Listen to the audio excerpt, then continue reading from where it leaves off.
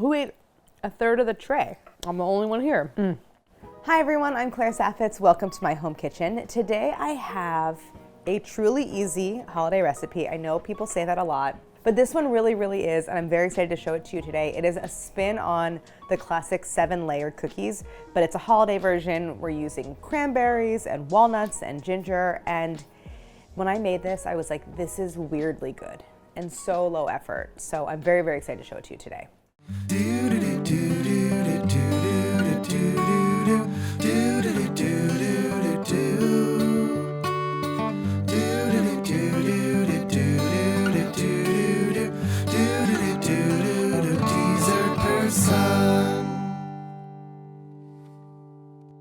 This is a holiday version using like a lot of holiday flavors, especially cranberries. And I love that it incorporates fruit, but it really dials down the sweetness because I'm not really adding any sweet ingredients besides the sweetened condensed milk.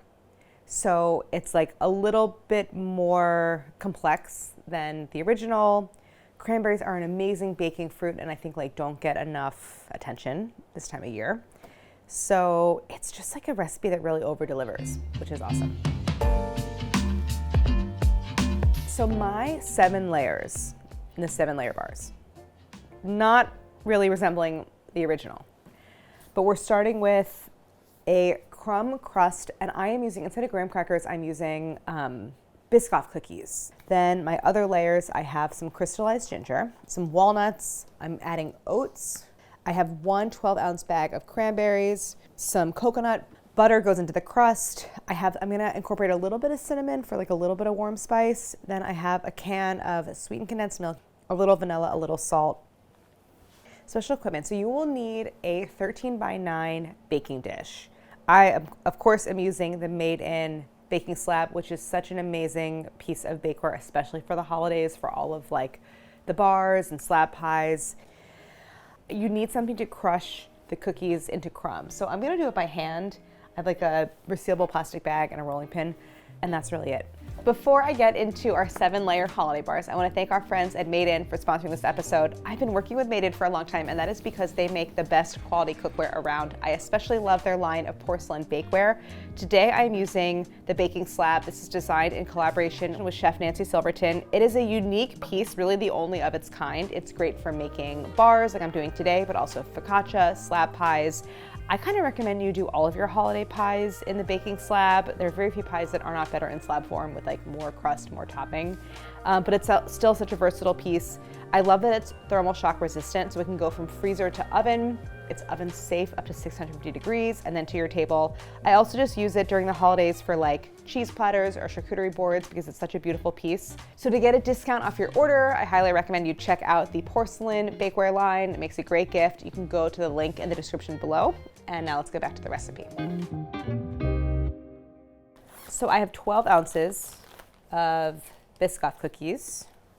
You can use graham crackers. You want to use a dry, crisp cookie. So you don't want to use like a chewy cookie that has moisture in it because you're going to get a really dense crust. So just any kind of like wafer style cookie that has a nice snap. So you do want to crush these pretty fine. I'm going to be here for a little bit. I want to come back when I'm done crushing everything. Okay. So I have my 12 ounces of crumbs. I'm going to mix everything for the crust in my baking slab because why get out another bowl if I don't need to? So I'm going to put my 12 ounces of crumbs right in the bottom. And then I have 1 stick of unsalted butter that's melted and cooled. So I'm going to drizzle this over top. And then I'm going to give it a really big pinch of salt. For something with like big chunky toppings, I just want to increase the kind of like adhesion of everything. So I'm gonna add a yolk. And then this is kind of my like little twist or addition to the classic recipe is that I save the white and the white goes in with the sweetened condensed milk. And it kind of gives it like, it kind of brings it a little bit into the realm of like coconut macaroon because of the egg white. So it just helps to bind everything. So I wanna get all of the crumbs evenly hydrated. Any custard pie for the holidays, I think is in a lot of ways improved by making it as a slab rather than in pie form because you get a better ratio of crust to filling.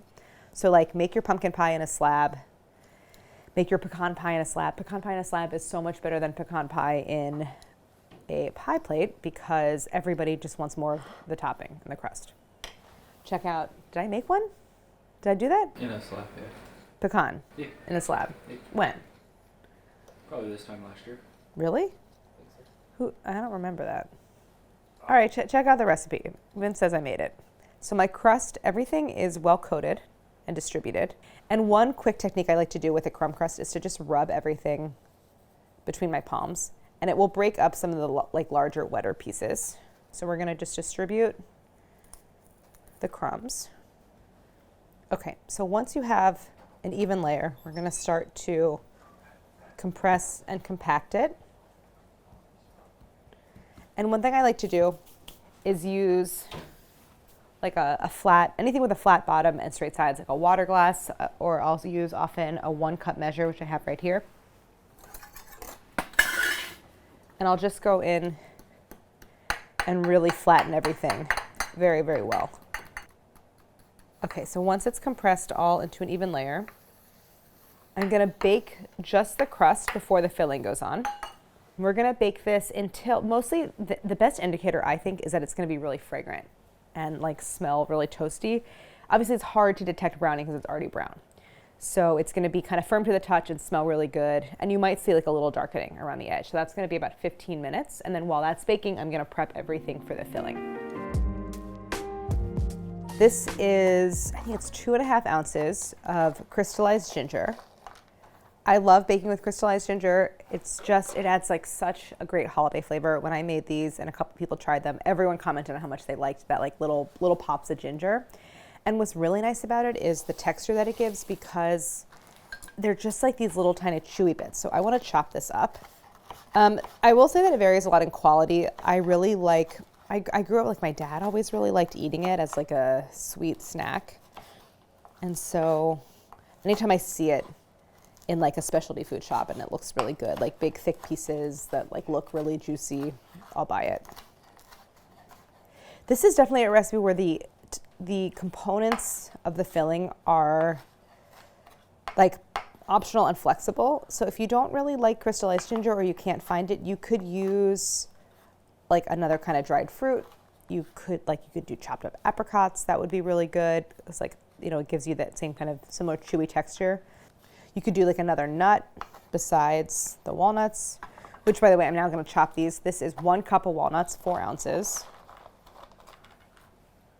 So I'm going to give these a coarse chop. You could do, you know, what'd be really good is like candied peel, candied orange peel or lemon peel, or both. Again, kind of a thing that you find mostly around the holidays. It's definitely hard. It's hard to find otherwise. Okay. So now I'm going to set this aside. I have all of my like filling ingredients prepped. I'm now going to just do, this is sort of a quick extra step compared to the original recipe, where I'm going to mix a couple of things into the sweetened condensed milk for extra flavor. So I'm going to take my whole can. Again, this is a 14-ounce can. All the brands have the same size can, so you can use any brand. Why is it 14 instead of 12? 14 I don't know why it's a 14-ounce can. I mean, okay, so here's the thing about sweetened condensed milk. It is super dense. So I think by volume, it looks like it's like a cup. But because it's so dense, it ends up weighing more. Like, you know, a cup of water is 8 ounces, but a cup of sweetened condensed milk is probably more like 14. Okay, so I'm just getting this out into a bowl. And to this, I'm going to add my reserved egg white. I'm going to add a big pinch of salt, 1 to 2 teaspoons of vanilla extract.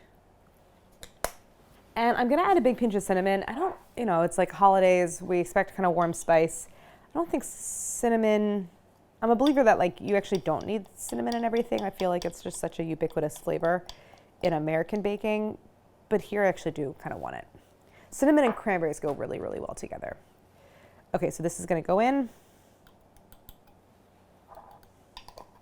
Okay, so I'm going to whisk all of this together. Okay, so now I'm ready to go for my filling. I'm going to set everything aside. And the crust will be, I'll check the crust. There's 3 minutes left on the timer. It's starting to smell kind of done. Let's take a look. All right, I'm gonna let it go the full time, and then it smells so good. God, Biscoff cookies are delicious. We'll take it out and assemble, and we're like kind of almost done. Okay, this part's really fun. I never do recipes like this where it's like take everything and like put it on top.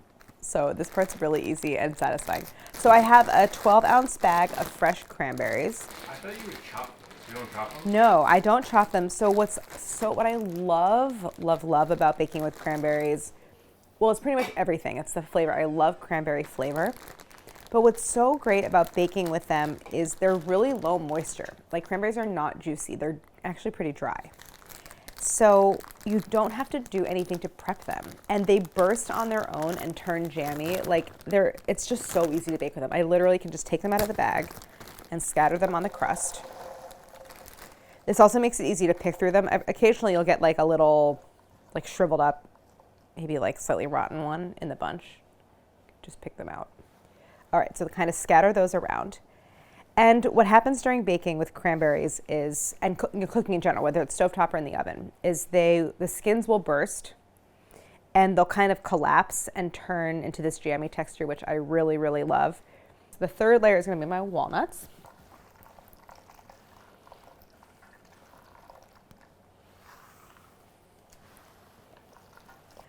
Layer 4 is ginger. Okay, then layer 5 is these are old-fashioned rolled oats. Whenever you're baking, you want to use old-fashioned. You really don't want to use quick cooking because they just turn to mush. So that's layer 5. Layer 6 actually is now my sweetened condensed milk mixture. I'm going to pour this over top.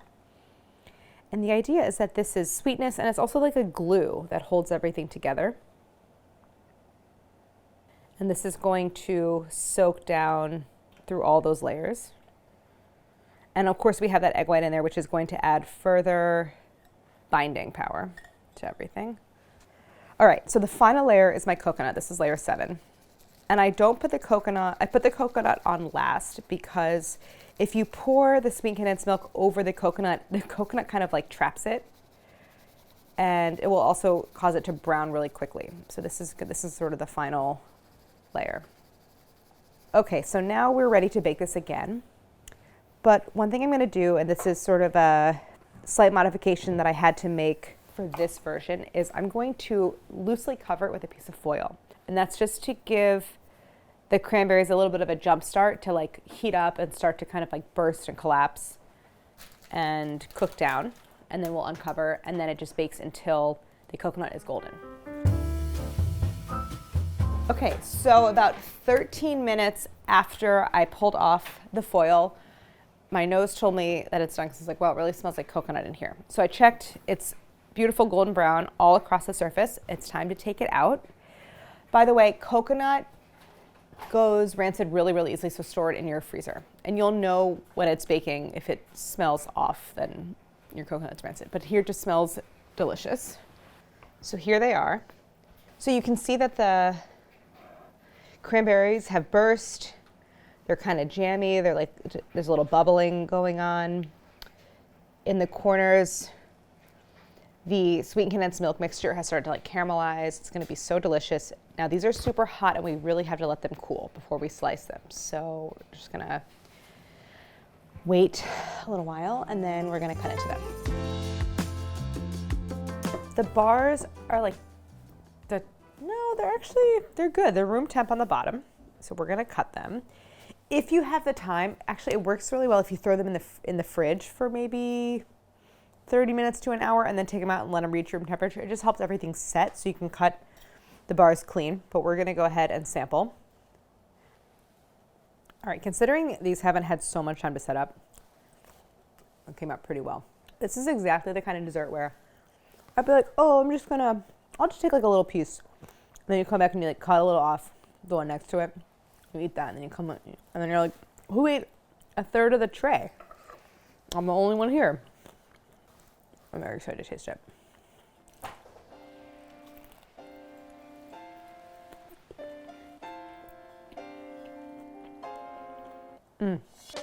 Recipes like this where they're kind of greater than the sum of its parts, or like they kind of come together in a way that they make something unexpected, but you're like, why doesn't this already exist? It's like, it's really hard to come up with those recipes. And the addition of cranberries is so key. You get like little pops of tartness and juiciness, and then you get the chewiness from the sweetened condensed milk and the oats and the nuts, and then you get, and the ginger, and then you get the like sort of crispy bits of coconut on top, and like it all goes together so well. I think that this is something that children and adults are both gonna love.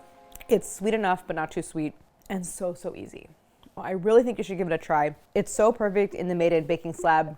It's a great piece for the holidays, but also just year-round baking, so check it out. I want to thank Made in for sponsoring this episode. You can go to the link below to learn more about their entire line of porcelain bakeware, plus everything else they make, and happy holidays. Don't forget to like and subscribe.